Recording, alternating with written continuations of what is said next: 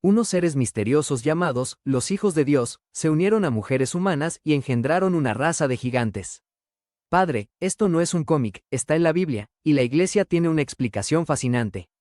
Tiene una explicación profunda y coherente que, lejos de ser una historia de monstruos, es la crónica del punto de no retorno del pecado, la causa directa de la catástrofe más grande de la historia, el diluvio universal. Padre Daniel, gracias por estar aquí. Hoy vamos a analizar uno de los pasajes más extraños de la Biblia. Génesis, capítulo 6, el relato de los Nefilim. Ha inspirado todo tipo de teorías. Pero hoy queremos centrarnos en una pregunta específica. ¿Qué enseña la Iglesia Católica sobre esto? ¿Cuál es la interpretación oficial o, al menos, la más tradicional y aceptada? Gracias a ti. Y esa es la pregunta correcta, porque en medio de tantas teorías espectaculares, la sabiduría de la Iglesia, guiada por los padres como San Agustín, nos ofrece una interpretación que es menos fantástica, pero infinitamente más profunda y coherente con el resto de la historia de la salvación. Antes de entrar en esa interpretación, leamos el texto que causa tanta controversia. Génesis 6, versículos 1, 2 y 4. Dice así: Aconteció que cuando comenzaron los hombres a multiplicarse sobre la faz de la tierra, y les nacieron hijas, al ver los hijos de Dios que las hijas de los hombres eran hermosas, tomaron para sí mujeres, escogiendo entre todas. Había gigantes Nefilim en la tierra en aquellos días. Estos fueron los valientes que desde la antigüedad fueron varones de renombre. La pregunta popular, alimentada por textos no bíblicos como el libro de Enoc, es que estos, hijos de Dios, eran ángeles caídos. ¿Por qué la Iglesia Católica no sostiene esta teoría? La Iglesia la rechaza por dos razones teológicas muy fuertes. La primera y más importante nos la da el mismo Jesús.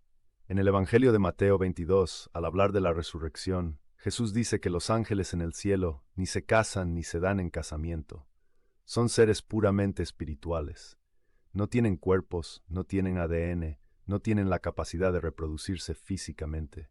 La idea de una unión carnal entre un ángel y un humano es más propia de la mitología pagana, con sus semidioses, que de la revelación judeocristiana. La segunda razón es que contradice la doctrina del pecado original. El mal entró en el mundo por la desobediencia de Adán, no por una invasión de ángeles que corrompieron el genoma humano. Entonces, si los hijos de Dios no eran ángeles, ¿quiénes eran? Aquí entramos en la enseñanza de la Iglesia. Aquí entramos en la interpretación de los padres, la teoría de los dos linajes. Para entenderla no podemos leer Génesis 6 de forma aislada. Tenemos que leerlo como la continuación directa de los capítulos 4 y 5. ¿Qué nos cuentan esos capítulos? La historia de Caín y Abel, y luego las genealogías. Exacto. Después del asesinato de Abel, la humanidad se dividió claramente en dos líneas espirituales. Primero, el linaje de Caín, marcado por el fratricidio, el orgullo y la construcción de una civilización secular, lejos de la presencia de Dios. De este linaje mundano y violento provienen las hijas de los hombres. Pero luego, Adán y Eva tienen un tercer hijo, Set, para reemplazar al justo Abel. Y el capítulo 4 termina con una frase clave. Y a Set también le nació un hijo, y llamó su nombre Enos. Entonces los hombres comenzaron a invocar el nombre del Señor. Este es el linaje piadoso, la línea de los que se mantenían fieles a la alianza con Dios. Estos son los hijos de Dios. Así que la historia no es una unión entre especies, sino entre dos culturas o linajes humanos. Es una tragedia de apostasía por asimilación. El pecado terrible que describe Génesis 6 es que el linaje justo, los hijos de Dios, en lugar de ser luz para el mundo, se dejaron seducir por el mundo. Vieron que las mujeres del linaje pagano de Caín eran hermosas, es decir, se dejaron llevar por la lujuria y la belleza superficial, y rompieron la barrera. Se mezclaron con la cultura de la violencia y el olvido de Dios. El último remanente de piedad en la tierra se corrompió. ¿Y los Nefilim, dentro de esta interpretación, quiénes eran?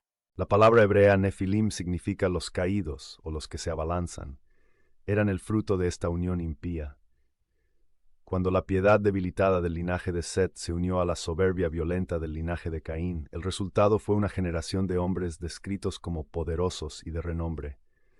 No eran semidioses, eran tiranos, eran caudillos crueles, hombres de una violencia y un orgullo desmedidos que llenaron la tierra de maldad.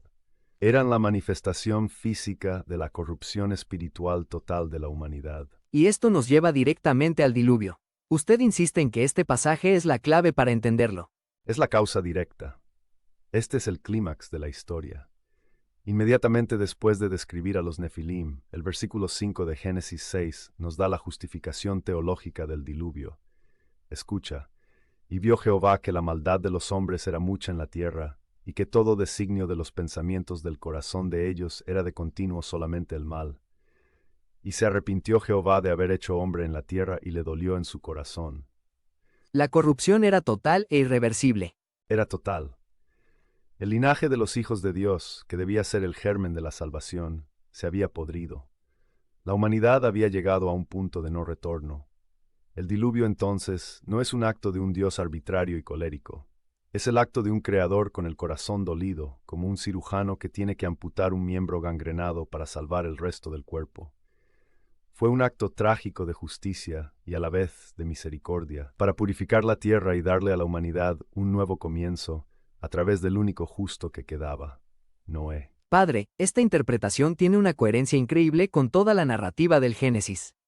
Pero, ¿qué lección nos deja a nosotros hoy? ¿Es solo una historia antigua? De ninguna manera.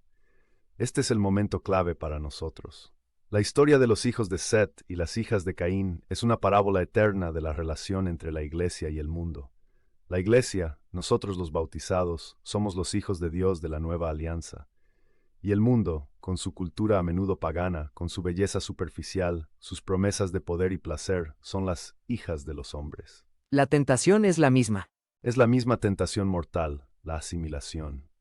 La tentación de la Iglesia de casarse con el espíritu del mundo, de diluir el Evangelio para ser más atractiva, de abandonar nuestra identidad por miedo a ser diferentes, de dejarnos seducir por la belleza superficial del poder, la riqueza y la popularidad, en lugar de mantenernos fieles a la belleza austera de la cruz. Cuando la Iglesia hace eso, cuando los cristianos nos mundanizamos, el resultado es el mismo. Engendramos Nefilim, es decir, una generación de cristianos débiles, de una fe híbrida, que no tienen la fuerza para transformar el mundo porque se han convertido en parte de él. Para resumir, Padre, la enseñanza tradicional de la Iglesia, lejos de teorías fantásticas, nos dice que la historia de los Nefilim es la tragedia del linaje justo de Set, hijos de Dios, que se corrompió al unirse al linaje pagano de Caín, hijas de los hombres. Los Nefilim fueron los tiranos que nacieron de esta unión y que simbolizaron la corrupción total de la humanidad.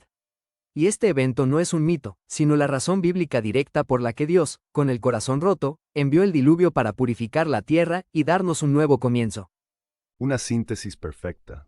Es una historia que nos enseña sobre la importancia de la fidelidad, el peligro de la mediocridad espiritual y la justicia misericordiosa de Dios. Es una advertencia solemne para cada generación de cristianos. Padre Daniel ha tomado uno de los pasajes más confusos de la Biblia y lo ha convertido en una pieza clave para entender toda la historia de la salvación y en una lección vital para nosotros hoy. Le agradezco inmensamente. Gracias a ti. La Biblia, cuando se lee con la mente de la Iglesia, siempre revela una coherencia y una profundidad que nos dejan asombrados. Y a nuestra audiencia. Ahora que entienden la causa del diluvio, vean este video para descubrir la historia completa de Noé y el arca.